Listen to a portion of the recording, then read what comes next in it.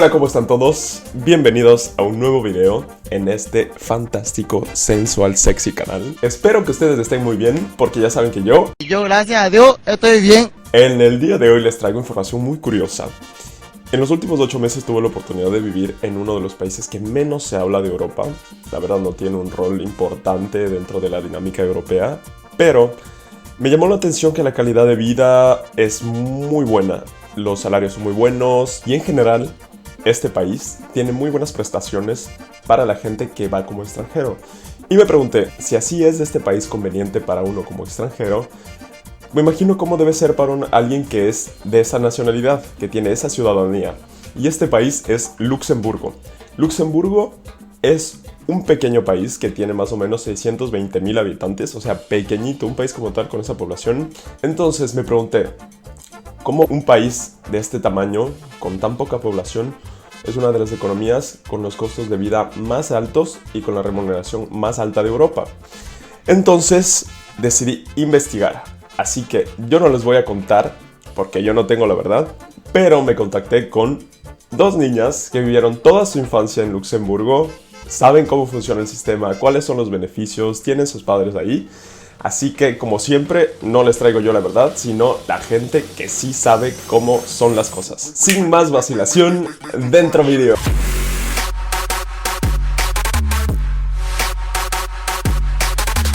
Bonjour, on est là avec Laetitia et Sarah. Ok, son dos niñas luxemburguesas que están estudiando en Estrasburgo. Vivieron toda su vida en Luxemburgo y hoy nos van a responder a las preguntas más interesantes sobre los beneficios de crecer en Luxemburgo. Ça se passe comment l'école? Quand vous êtes petite, vous avez bien aimé l'école? C'était quelque chose qui vous a appris beaucoup de trucs? On commence avec l'école maternelle.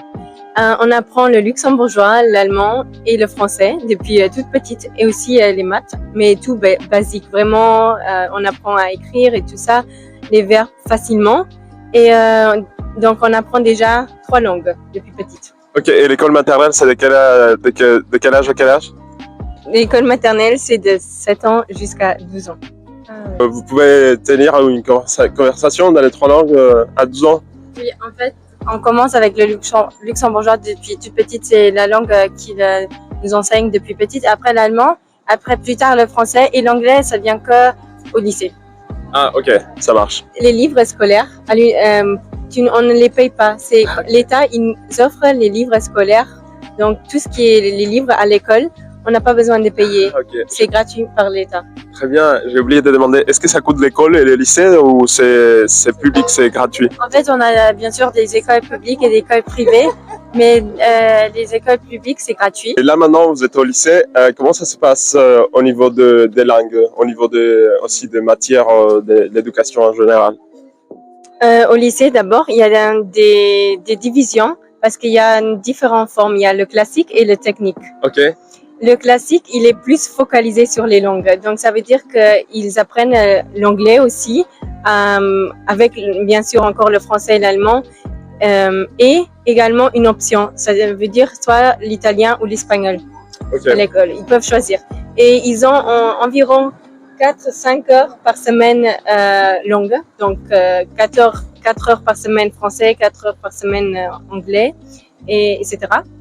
Et technique, c'est un peu moins focusé sur les langues. C'est par exemple 3 ou 2 heures par semaine et tu n'as pas de langue d'option. Ok. Voilà. Et du coup, ça finit quand cette période-là? On termine avec 18 ans. Donc on rentre avec 14, je pense, 14 ans et on termine, ou 12 ans et on termine avec 18 ans. À ce moment-là, vous pouvez parler 4 langues, c'est ça? Oui.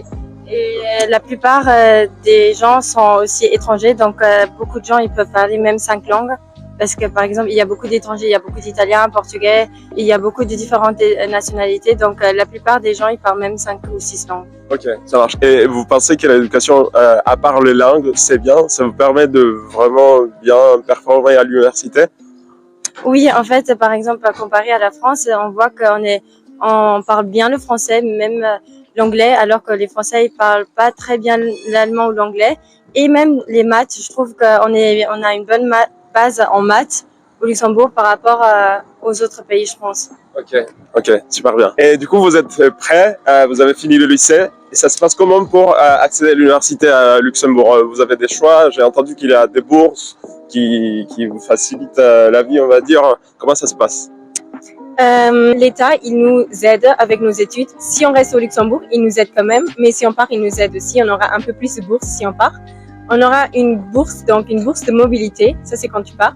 Une bourse critères sociaux. Ça dépend combien tes parents ils gagnent par mois. Ceux qui gagnent plus reçoivent un peu moins de bourse. Ceux qui gagnent moins par mois, les parents gagnent moins par mois. Les enfants gagnent plus en bourse. Et on a l'option aussi d'un prêt. On peut aussi avoir un prêt. Nous, par exemple, on a la bourse et le prêt qu'on peut demander chaque 6 mois. Le prêt, on doit le rembourser, mais le taux il est tellement minimal que ça vaut la peine. Okay. Et c'est quelle quantité de la bourse? Vous savez, vous avez une idée à peu près?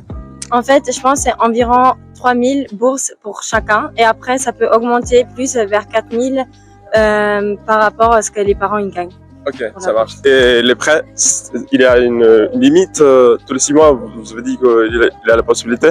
Oui, le prêt, c'est aussi 4000 quelque chose. Puis les 6 mois, tu peux demander un prêt. Après, si tu as aussi comme moi, par exemple, il y a ma soeur qui fait les études avec moi en même temps. Donc, je gagne aussi une bourse parce qu'on est les deux. Parce que si tu as des sœurs et frères qui étudient aussi à l'étranger, tu gagnes aussi un peu plus dans la bourse. Ok, super bien. Et du coup, pour l'université à Luxembourg, c'est facile d'accéder. Comment ça se passe? Vous recevez toujours la bourse, mais moins que, comme vous avez dit, si vous partez à l'étranger. Mais normalement, tout le monde peut y accéder. A priori, ils prennent vraiment tout le monde, il n'y a pas de problème. Est-ce que ça coûte l'université à Luxembourg ou c'est gratuit? Comment ça se passe? Ça coûte un peu cher. Ça coûte dans les 2000 €. Par an? Oui, par an. Okay. Oui. Mais grâce à la bourse, c'est faisable. Cool. J'ai entendu aussi que la sécurité sociale se passe bien à Luxembourg. Pouvez-vous décrire un peu plus comment ça se passe avec la sécurité, s'il faut payer le médecin, comment ça se passe? En fait, chaque fois qu'on va chez le médecin, on va payer la consultation normale. Donc, c'est un peu cher, mais avec la sécurité sociale, on reçoit après tout de suite 80% du montant, on le reçoit. Donc, ça, c'est les médecins, c'est les hôpitaux, même si on va chez le dentiste. Donc, on a vraiment une chance d'avoir ça.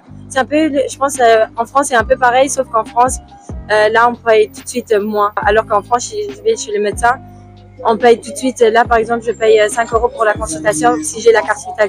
Et pour les médicaments aussi, oui. 80% pour les médicaments? Oui, en fait, si on a une ordonnance du médecin, on va chez la pharmacie et on reçoit aussi de 80% de la oui.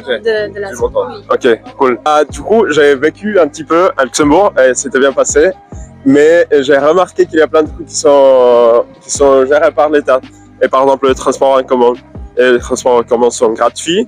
Et est-ce que vous avez en tête un autre bénéfice d'habiter à Luxembourg? Aussi, j'ai remarqué la sécurité aussi. C'est un pays où tu peux marcher n'importe quand, n'importe où, et ça va bien se passer.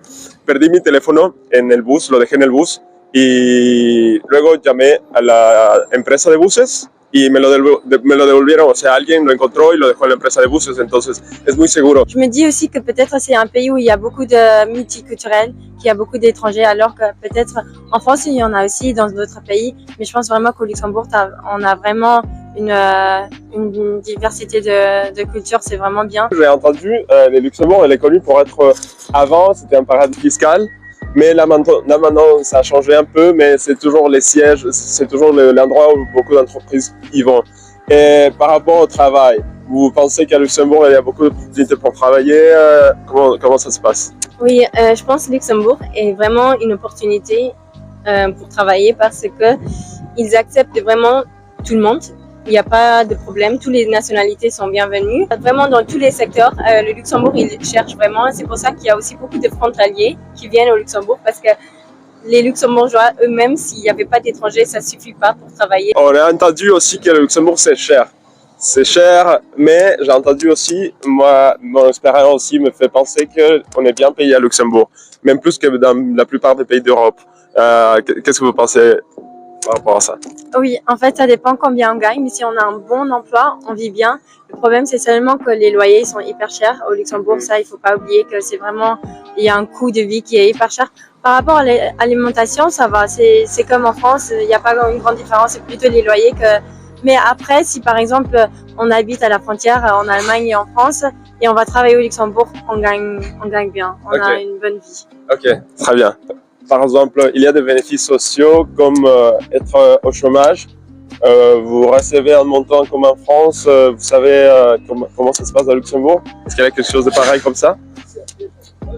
Oui, au Luxembourg, on peut, si on est au chômage, on reçoit, je pense pendant un an, si je me trompe pas, pendant un an, on reçoit quand même le salaire minimum. Mais on est aussi obligé de se présenter à des travails. Donc, ils vont t'aider à rechercher des emplois. Donc, tu auras des entretiens et tu dois passer les entretiens. C'est pas que tu es à la maison et que tu fais rien.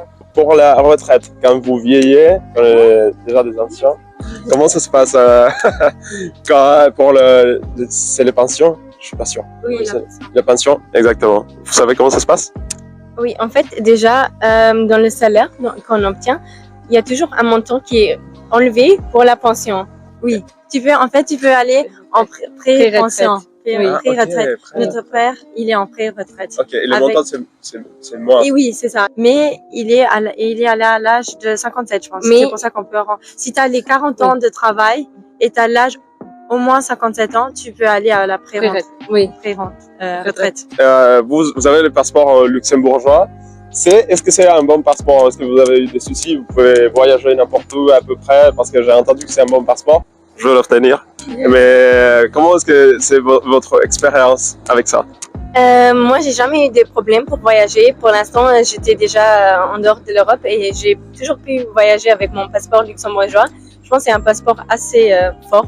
Donc, normalement, si on a ce passeport, on peut vraiment recevoir des visas de n'importe quel pays, je dirais. Ok. Je pense qu'ils se disent, ok, c'est un pays riche, ils ont l'option, donc ils nous laissent partout. Par exemple, dans le club ici à Strasbourg, si on rentre, je montre toujours ma carte d'identité luxembourgeoise. Je pense qu'ils disent, ok, ils vont consommer beaucoup, il n'y a jamais un problème avec la carte d'identité luxembourgeoise. Ok, j'ai jamais pensé à ça. J'ai entendu aussi que le gouvernement de Luxembourg donne par an un montant pour chaque enfant. Je pense que le montant, c'est jusqu'à l'âge de 18 ans. Okay. Donc, quand les parents ils ont des enfants, si tu as plus d'enfants, tu gagnes plus de l'argent. Et c'est un montant dans les 100 quelque chose euros. Ok, 100 quelque chose euros par enfant, par mois. Oui. Okay. Vu que vous parlez beaucoup de langues, vous avez accès à un système de santé et de travail qui vous permet de bien vivre. Vous pensez qu'être luxembourgeois est bien par rapport au reste des pays de l'Europe? Est-ce que ça vous pose une différence par rapport à la concurrence dans le monde du travail, on va dire? Oui, moi je pense oui, parce que de base, par exemple, moi je parle déjà 5 langues. Et ça, tu parles quelle langue? Je parle le luxembourgeois, l'allemand, le français, l'anglais et le portugais. I'm happy to be Luxemburgish. Ich bin froh, letzte Woche zu sehen. Eu estou contente de ser luxemburguesa. Ich bin froh, Luxemburger zu sein. Ça m'ouvre beaucoup de portes aussi dans les emplois, parce que par exemple, en France, quand je demande mes amis, parfois ils parlent 2 langues, seulement français, anglais, et c'est tout. Alors que moi, j'ai l'avantage de parler plusieurs langues. Et je pense que ça, c'est vraiment bien. Ça ouvre une grande opportunité de travailler partout dans le monde, en fait. Estamos aquí en la frontera entre Francia es para allá, Alemania es aquí. Eso fue todo por este video. Los dejo con esa muy buena información. Pues ese es el resumen de por qué Luxemburgo es uno de los mejores países, no solo para criar hijos, sino para vivir. Tiene muchos beneficios y la gente que sale del sistema educativo luxemburgués tiene muchas ventajas a nivel competitivo en cuanto a la competencia en el mercado laboral en Europa, y no solo en Europa, sino en todo el mundo. Aparte, el pasaporte luxemburgués es uno de los más fáciles de conseguir en Europa. Solo hay que vivir 5 años legalmente en Luxemburgo y dar un examen para obtener el nivel de luxemburgués A2. Pues ahí está, los dejo con eso, espero que les sirva mucho. No lo olviden, sigan ideas, no personas. Los quiero un montón, bye. Moin Äquator, wir gehen gerne, ich will sicher kommen. Bis geschwind.